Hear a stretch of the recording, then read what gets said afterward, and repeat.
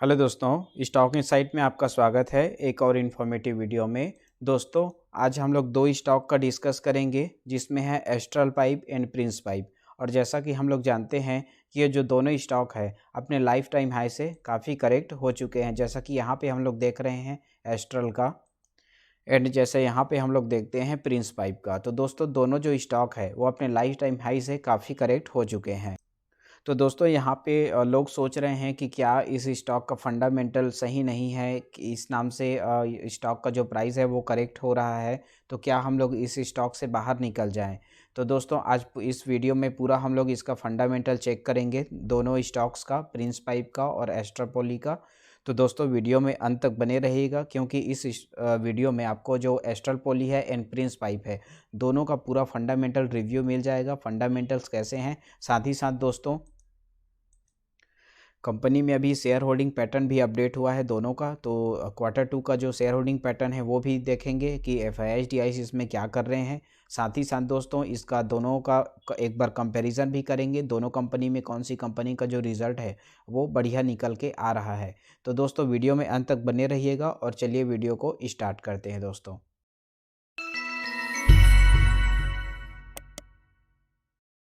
दोस्तों, यहाँ पे बात करेंगे एस्ट्रल का, और जैसा कि हम लोग देखते हैं अभी जो प्राइस है वो लगभग 2037 रुपये के आसपास चल रहा है। और जैसा कि इसका जो प्राइस था लगभग 2600 के प्राइस को टच करके ये अभी 2000 पे ट्रेड कर रहा है। तो कहीं ना कहीं दोस्तों, यहाँ पे करेक्शन बहुत ही ज़्यादा हुआ है स्टॉक में। एंड जैसा कि हम लोग इसके एक साल का रिटर्न देखते हैं यहाँ पे, तो एक साल में स्टॉक ने -8% का रिटर्न दिया है। और यहाँ पे जैसे देखेंगे दोस्तों कि इसका लगभग 5 साल का रिटर्न क्या है, तो 5 साल में 348% का रिटर्न इस स्टॉक ने दिया है, जैसा कि आप यहाँ पे देख सकते हैं 348% का। और जैसे बात करें इसके मैक्सिमम रिटर्न की दोस्तों, तो यहाँ पे जैसे देखेंगे तो इसका जो रिटर्न है वो बहुत ही ज़्यादा है, जैसा कि आप यहाँ पे देख सकते हैं 36,470% का रिटर्न इस स्टॉक ने बना के दिया है। और अभी जो स्टॉक है वो अभी करेक्शन में है। तो यहाँ पे दोस्तों देखने वाली बात होगी कि फंडामेंटल्स क्या हैं कंपनी के। तो चलिए दोस्तों, वो भी देख लेते हैं कंपनी के फंडामेंटल्स क्या हैं। तो फंडामेंटल्स में सबसे पहले दोस्तों हम लोग देखेंगे क्वार्टर के रिजल्ट्स, एंड उसके बाद देखेंगे ईयर ऑन ईयर ग्रोथ, उसके बाद देखेंगे कंपनी के कैश फ्लो क्या है, एंड उसके बाद देखेंगे दोस्तों कि शेयर होल्डिंग पैटर्न क्या हुआ है, क्योंकि अभी जो शेयर होल्डिंग पैटर्न है वो अपडेट भी हुआ है क्वार्टर टू का, तो वो भी देखने वाली बात होगी। तो चलिए दोस्तों, पहले देखते हैं क्वार्टर रिजल्ट्स। दोस्तों, क्वार्टर टू का जैसा कि हम लोग देखेंगे अभी रिजल्ट आया नहीं है। क्वार्टर वन का हम लोग देखते हैं यहाँ पे। तो क्वार्टर वन में हमें मार्च 2022 के क्वार्टर से कहीं ना कहीं हमें थोड़ा सा गिरावट देखने को मिला था। जैसा कि इसमें देखते हैं 2022 में मार्च का जो क्वार्टर था, तो यहाँ पे 1391 करोड़ का इनका सेल था, जो कि जून में इनका जो सेल है लगभग 100 करोड़ के आसपास का हमें कमी देखने को मिला था। बात करते हैं एक्सपेंस की दोस्तों, तो एक्सपेंस में भी लगभग एक उसी के अकॉर्डिंग कमी था, जिस हिसाब से 100 करोड़ के आसपास का इसमें सेल में कमी है, उसी के अकॉर्डिंग एक्सपेंस में भी यहाँ पे कमी है। बात करेंगे ऑपरेटिंग प्रॉफिट की, तो मार्च का जो ऑपरेटिंग प्रॉफिट था 2022 का, तो वो 215 करोड़ का था, एंड जैसे यहाँ पे जून का देखेंगे तो 172 करोड़। तो कहीं ना कहीं इनका जो ऑपरेटिंग प्रॉफिट है वो भी थोड़ा सा हमें क्वार्टर वन में इस फाइनेंशियल ईयर के कमी देखने को मिला था।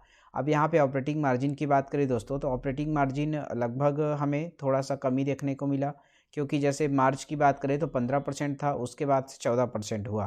तो कहीं ना कहीं हमें इनका जो ऑपरेटिंग मार्जिन है वो भी हमें कमी देखते हुए इसमें मिल रहा है। दोस्तों, बात करें प्रॉफिट बिफोर टैक्स की, तो मार्च का इनका प्रॉफिट बिफोर टैक्स था 193 करोड़, एंड इसके बाद जून का देखेंगे तो 128 करोड़। तो प्रॉफिट बिफोर टैक्स में भी कमी आई है। अब यहाँ पे नेट प्रॉफिट देखेंगे तो 144 करोड़ का नेट प्रॉफिट था मार्च में, एंड जून वाले क्वार्टर में देखेंगे तो 96 करोड़ का नेट प्रॉफिट है। बात करेंगे अर्निंग पर शेयर की दोस्तों, तो अर्निंग पर शेयर जो 7 रुपये था वो क्वार्टर वन में कमी होकर लगभग 4 रुपये के आसपास आ गया है। तो कहीं ना कहीं थोड़ा सा गिरावट हमें क्वार्टर वन में देखने को मिला पिछले फाइनेंशियल ईयर के लास्ट क्वार्टर के मुकाबले में। अब यहाँ पे देख लेते हैं दोस्तों ईयर ऑन ईयर कंपनी का ग्रोथ कैसा है। दोस्तों, यहाँ पे जैसे हम लोग 2021 और 2022 दोनों ईयर को हम लोग यहाँ पे कंपेयर करेंगे, तो यहाँ पे जैसे सेल देखेंगे तो सेल जो 2021 में 3176 करोड़ का था वो 2022 में बढ़ के 4394 करोड़ का हो गया है। तो आप देख सकते हैं सेल इनका बढ़ गया है। बात करते हैं एक्सपेंस की दोस्तों, तो एक्सपेंस भी हमें बढ़ते हुए देखने को मिला, जैसा कि 2539 करोड़ से 3640 करोड़। तो आप देख सकते हैं एक्सपेंस भी बढ़ गया है। बात करते हैं ऑपरेटिंग प्रॉफिट की, तो 638 करोड़ का ऑपरेटिंग प्रॉफिट था 2021 में एंड 2022 में 754 करोड़ का। तो आप समझ सकते हैं year on year growth company का ठीक ठाक है। यहाँ पे जैसे देखेंगे दोस्तों ऑपरेटिंग मार्जिन, तो ऑपरेटिंग मार्जिन हमें थोड़ा सा कमी देखने को मिला, 20% का ऑपरेटिंग मार्जिन था 2021 में, जो कि कम होकर 17% हो गया 2022 में। अब यहाँ पे देखते हैं दोस्तों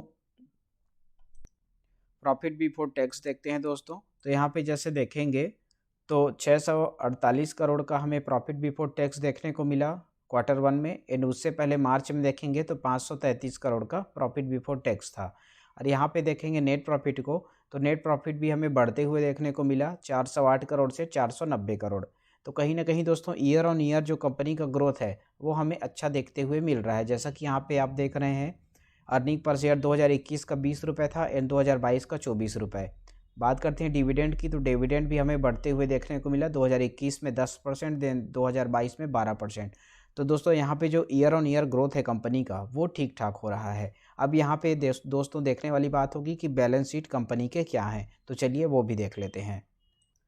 दोस्तों यहाँ पे बैलेंस शीट देखेंगे, शेयर पहले देखते हैं, शेयर कैपिटल तो 20 है शेयर कैपिटल। रिजर्व देखेंगे दोस्तों, तो रिजर्व कंपनी का लगातार बढ़ते जा रहा है, 1876 करोड़ से 2316 करोड़ हो गया है। आप देख सकते हैं फाइनेंशियल ईयर 2021 और 2022 में लगभग अच्छा डिफरेंस हमें देखने को मिल रहा है, जो कि बढ़ते हुए है।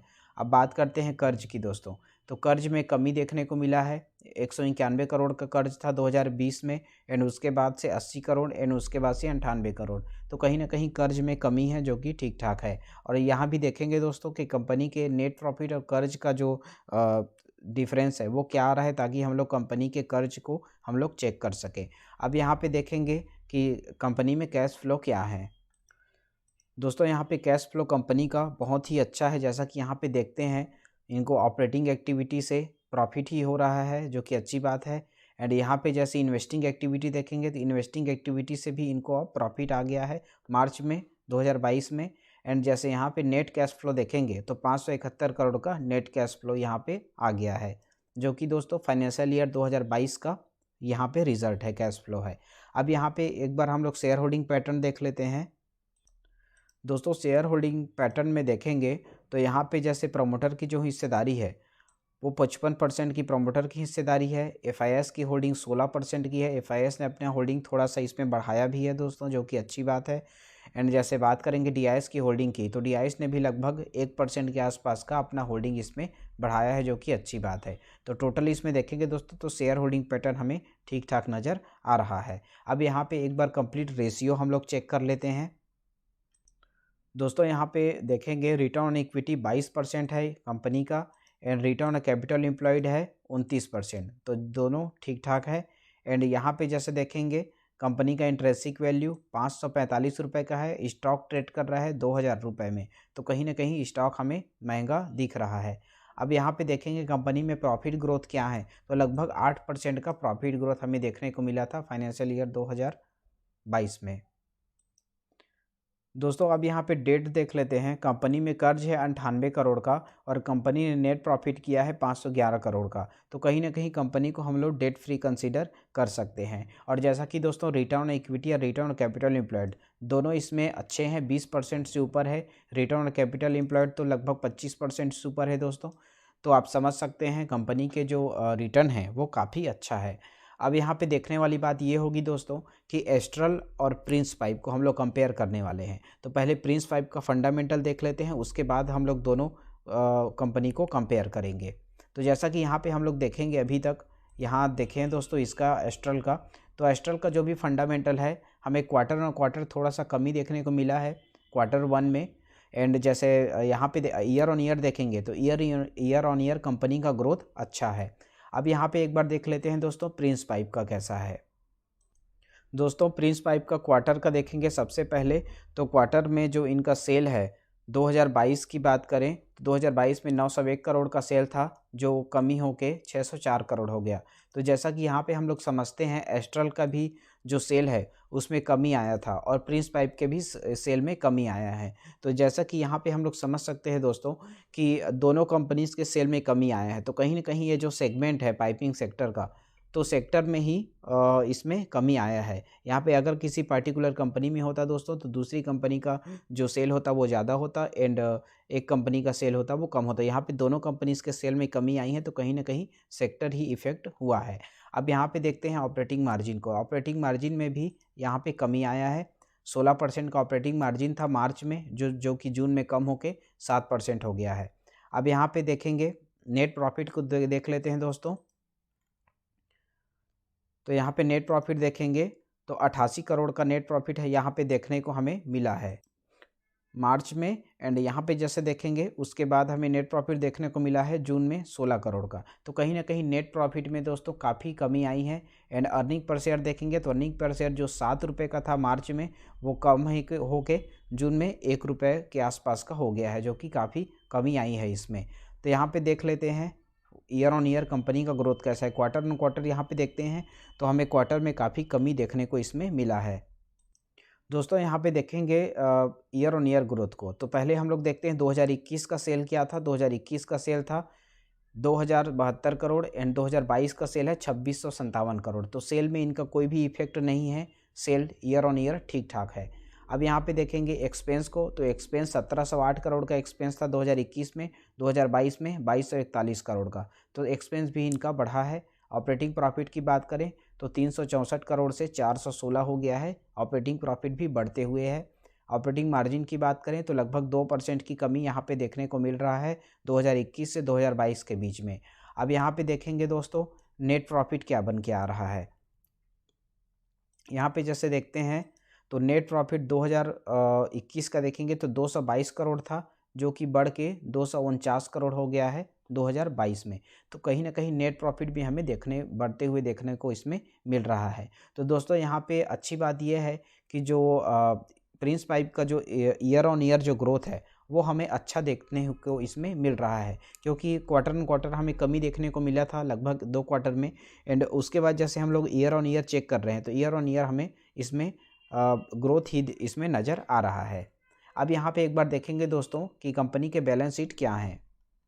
दोस्तों यहाँ पे बैलेंस शीट देखते हैं तो रिज़र्व भी हमें बढ़ते हुए देखने को मिल रहा है। जो 2021 में 933 करोड़ का रिज़र्व था वो बढ़ के 1155 करोड़ हो गया है, जो कि अच्छी बात है। कर्ज का देखेंगे तो 268 करोड़ का कर्ज हमें देखने को मिला था 2020 में एंड 2022 में वो कर्ज कम हो गया था, 88 करोड़ हो गया था 2021 में। एंड 2022 की बात करें तो 152 करोड़ का कर्ज इसमें अभी है। अब यहाँ पे देखेंगे शेयर होल्डिंग पैटर्न क्या है। दोस्तों शेयर होल्डिंग पैटर्न देखने से पहले एक बार कैश फ्लो देख लेते हैं। तो ऑपरेटिंग एक्टिविटी से इनको लॉस हुआ मार्च में एंड इन्वेस्टिंग एक्टिविटी से प्रॉफिट हुआ, फाइनेंशियल एक्टिविटी से प्रॉफिट हुआ। तो टोटल नेट कैश फ्लो देखेंगे तो 23 करोड़ का इसमें पॉजिटिव में कैश फ्लो है। अब यहाँ पे देखेंगे दोस्तों इसमें शेयर होल्डिंग पैटर्न क्या है। दोस्तों शेयर होल्डिंग पैटर्न Q2 का अपडेट हो गया है, जो कि इस सितंबर का है। और यहाँ पे जैसे प्रमोटर की हिस्सेदारी देखेंगे तो लगभग 62% की प्रमोटर की हिस्सेदारी है, जो कि एज इट इज़ बनी हुई है 2021 से। अब यहाँ पे देखेंगे FIIs की होल्डिंग, तो FIIs की होल्डिंग जो 4% था वो लगभग 3% 3.98 हो गया, जो कि थोड़ा सा FIIs की होल्डिंग इसमें कम हुई है। यहाँ पे DIS का होल्डिंग देखेंगे दोस्तों तो 14.51 था, जो कि बढ़ के 14.58 हो गया है। थोड़ा सा इसमें DIS ने होल्डिंग अपना बढ़ाया है। पब्लिक ने भी अपना होल्डिंग इसमें बढ़ाया है, 18.40 से 18.51 हो गया है, जो कि इसमें बढ़ते हुए देखने को मिला। अब यहाँ पे जैसे टोटल हम लोग समझते हैं तो शेयर होल्डिंग पैटर्न हमें ठीक ठाक नज़र आ रहा है दोस्तों, इसमें कोई भी हमें कमी नज़र नहीं आ रहा है। अब यहाँ पे देखेंगे टोटल रेशियो क्या है कंपनी के।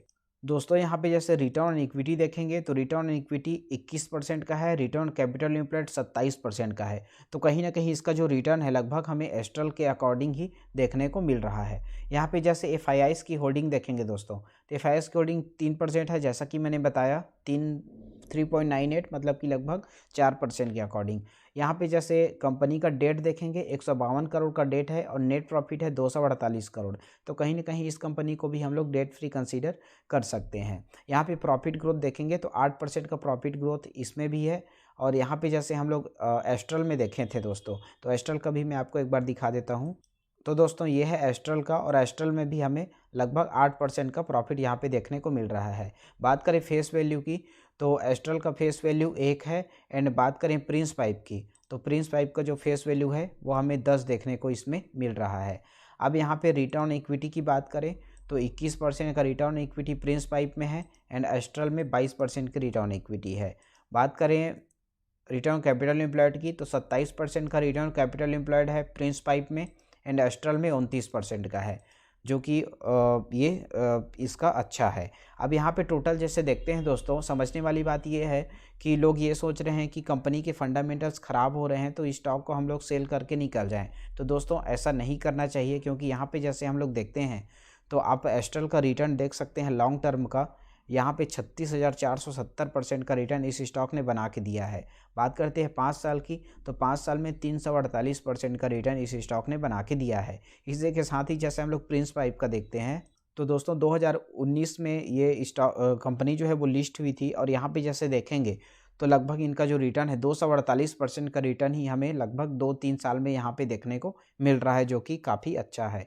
तो दोस्तों कंपनी के फंडामेंटल्स बिल्कुल भी सही हैं, कोई भी इसमें दिक्कत नज़र नहीं आ रहा है। ईयर ऑन ईयर कंपनी की ग्रोथ अच्छे हैं। एंड बात करें जैसे क्वार्टर के रिजल्ट्स की, तो कहीं ना कहीं सेक्टर में इफ़ेक्ट है। अगर लॉन्ग टर्म के लिए अगर आप इस स्टॉक को सेलेक्ट किए हैं तो बिल्कुल भी आपको सेल इस स्टॉक को, एस्ट्रल को या फिर प्रिंस पाइप को, दोनों को आपको सेल नहीं करना चाहिए, क्योंकि लॉन्ग टर्म में दोनों जो कंपनी है दोनों का बिजनेस अच्छा है, सेगमेंट अच्छा है। एंड जो कंपनी उनके जो प्रोडक्ट्स हैं उसके डिमांड, जैसा कि हम लोग बात करें पाइपिंग सेक्टर से, जो पीवीसी यूपीवीसी पाइप होता है, या फिर जैसे एस्ट्रल का देखेंगे तो एस्ट्रल ने अभी एडहेसिव सेगमेंट में भी इन्होंने बिजनेस शुरू किया है, तो उनका भी डिमांड आने वाले समय में डेफिनेटली अच्छा रहने वाला है। एंड इंडिया का जैसे देखेंगे दोस्तों, इंडिया में जैसे जो भी इंफ्रास्ट्रक्चर है या फिर हाउसिंग का भी ले लें, तो यहाँ पे ग्रोथ के चांसेस काफ़ी अच्छे हैं। तो दोनों कंपनी का जो सेगमेंट है और बिजनेस है काफ़ी अच्छा है। एंड कंपनी का जैसे हम लोग देखते हैं तो डेट कंपनी में बिल्कुल भी नहीं है दोस्तों, कंपनी डेट फ्री कंसीडर कर सकते हैं, क्योंकि नेट प्रॉफिट ही इनके डेट से ज़्यादा है। तो कहीं ना कहीं दोस्तों आने वाले समय में दोनों कंपनी की ग्रोथ के चांसेस हैं। आप पैनिक में आके इसका जो करेक्शन देख के आपको सेल दोनों स्टॉक को नहीं करना चाहिए। अगर आप इसमें इन्वेस्ट किए हैं तो आपको लॉन्ग टर्म होल्ड ज़रूर करना चाहिए दोस्तों, आपको अभी सेल नहीं करना चाहिए। दोस्तों उम्मीद करता हूँ वीडियो पसंद आया होगा। एंड अगर आपको वीडियो पसंद आया तो दोस्तों चैनल को लाइक कर दीजिएगा, एक सब्सक्राइब कर दीजिएगा चैनल को, और वीडियो को एक लाइक कर दीजिएगा, ताकि मुझे भी मोटिवेशन मिले और मैं आपके लिए लगातार वीडियो बनाता रहूं। दोस्तों वीडियो को अंत तक देखने के लिए आपका बहुत बहुत धन्यवाद।